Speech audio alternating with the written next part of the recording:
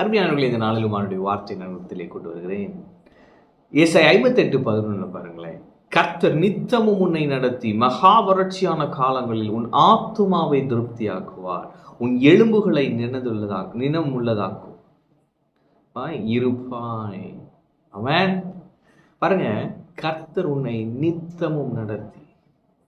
அப்ப ஆண்டவர் நீ சொல்றாரு, அப்பா முடிவு பரியந்தம் நான் உன்னை வழி நடத்துவேன். அவன் தேவன் உங்களை வழி நடத்த போதுமானவர். உங்களை வழி நடத்த அவர் உண்மை உள்ளவர். உங்க வாழ்க்கை பாதை எப்படி இருந்தாலும் சரி, எவ்வளவு கரடு முரடுகள் இருந்தாலும் சரி, இந்த தேவன் சொல்லுகிறார், எத்தனை சவால்கள் இருந்தாலும் சரி, நான் உன்னை நடத்துவேன். ஆமென். உன் வலது கரத்தை பிடித்து உன்னை நடத்துகிற உன் தேவனாகிய கர்த்தர் நானே. ஆமென். எனவே இந்த தேவன் உங்களை வழி நடத்துவார், உங்களுக்கு போதித்து வழி நடத்துவார். உங்கள் வலது கரத்தை பிடித்து அவர் உங்கள் கூட வருவார். நித்தமும் உங்களை நடத்தி என்ன செய்யறாரு? உன் ஆத்துமாவை திருப்தியாக்கி. அப்ப ஆண்டவர் உங்கள் ஆத்துமாவை திருப்தியாக்குகிறார். இந்த ஆத்துமா திருப்தி ஆயிடுச்சுன்னா வாழ்க்கை மாறிடும். பிரியமானவனே, உன் ஆத்துமா வாழ்வது போல நீ எல்லாவற்றிலும் வாழ்ந்து சுகமா இருக்கும்படி வேண்டுகிறேன். அப்ப தேவன் உங்கள் ஆத்துமாவை திருப்திப்படுத்துகிறார்.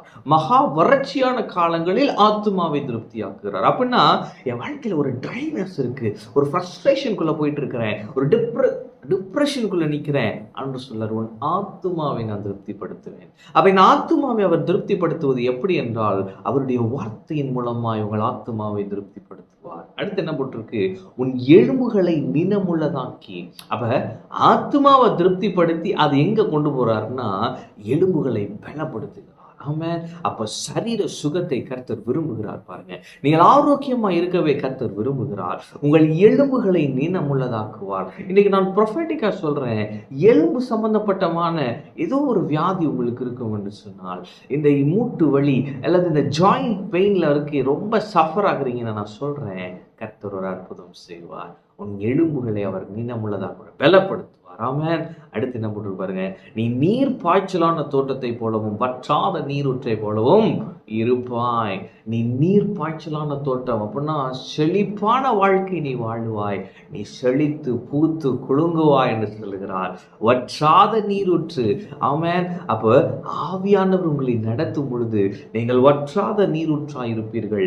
ஒரு குறைவுமின்றி சகல பரிபூரணத்தையும் அனுபவித்தவர்களாய் நீங்கள் இந்த பூமியிலே நடவாடும் சாட்சிகளாய் இருப்பீர்கள். அநேகருக்கு ஆசீர்வாதமாய் இருப்பீர்கள். வற்றாத நீரூற்று அப்படின்னா இந்த நீரூற்றுல யார் வந்து பகர்னாலும் அவங்க திருப்தியாய் போயிட்டே இருப்பாங்க. இந்த நீரூற்றும் அது தண்ணியை கொடுத்துட்டே இருக்கும். ஆமென்.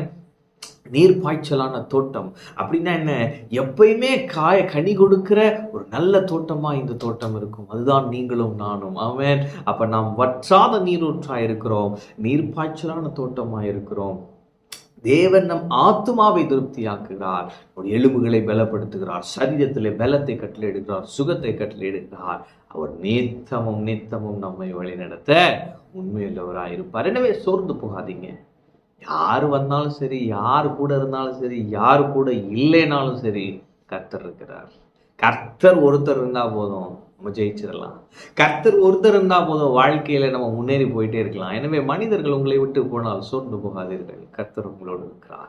அவர் உங்களை வழி நடத்துவார், ஆத்துமாவை திருப்தியாக்குவார், எலும்புகளை நினமுள்ளதாக்குவார். உங்கள் ஆவிக்குரிய வாழ்க்கைக்கு தேவையான எல்லாவற்றையும் கொடுத்து வற்றாத நீரூற்று போல் நீங்கள் இருக்கும்படி செய்வார். நீங்கள் நீர் பாய்ச்சலான தோட்டமாக இருப்பீர்கள், செழுமையான வாழ்க்கை வாழ்வீர்கள், எந்த குறைவுமின்றி வாழ்வீர்கள். இப்பொழுது காண்கிற குறைவுகள் எல்லாம் மாறும். ஆமென். கர்த்தர் உங்களோடு இருக்கிறார். கர்த்தர் உங்களை ஆசீர்வதிப்பார்.